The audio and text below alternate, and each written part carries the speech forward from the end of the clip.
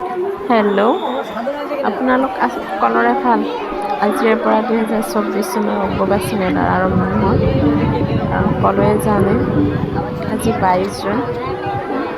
আজি ৰাতিপুৱা 8:45 বজাৰ পৰা আৰম্ভণি হৈছে আৰু 26 তাৰিখ 2024 চনত ৰাতিপুৱা এই মেলা পৰিসমাপ্তি ঘটিব।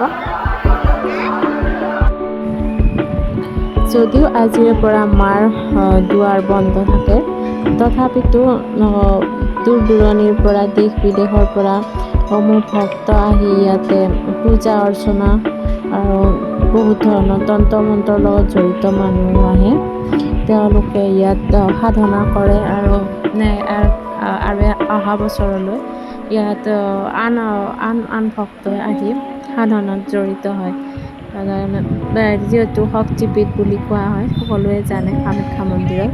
ইয়াত এই অম্বুবাচীৰ প্ৰবৃত্তিৰ সময়ৰ পৰা বিভিন্ন ধৰণৰ পূজা অৰ্চনাৰ জৰিয়তে শক্তি আহৰণ কৰা হয়।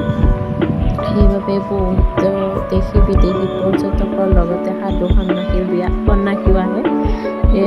ইয়াৰ মহত্ব সকলোৱে জানে, বহুত মহত্ব আছে কামাখ্যাৰ। মই নিজেও ইয়াৰ প্ৰমাণ পাইছোঁ। মোৰ জীৱনত বহুত ধৰণৰ এনেকুৱা ঘটনা ঘটি আছিল। তাৰপিছত যেতিয়াৰ পৰা মই কামাখ্যাত যোৱা আৰম্ভ কৰিলোঁ, তেতিয়াৰ পৰা বহুত ধৰণৰ প্ৰব্লেমৰ পৰা মই সকাহ পাইছোঁ। সেইবাবে মই যিহেতু আমি ওচৰৰে অসমৰে বা গুৱাহাটীৰে মানুহ, সেইবাবে আমি প্ৰায়ে যাওঁ।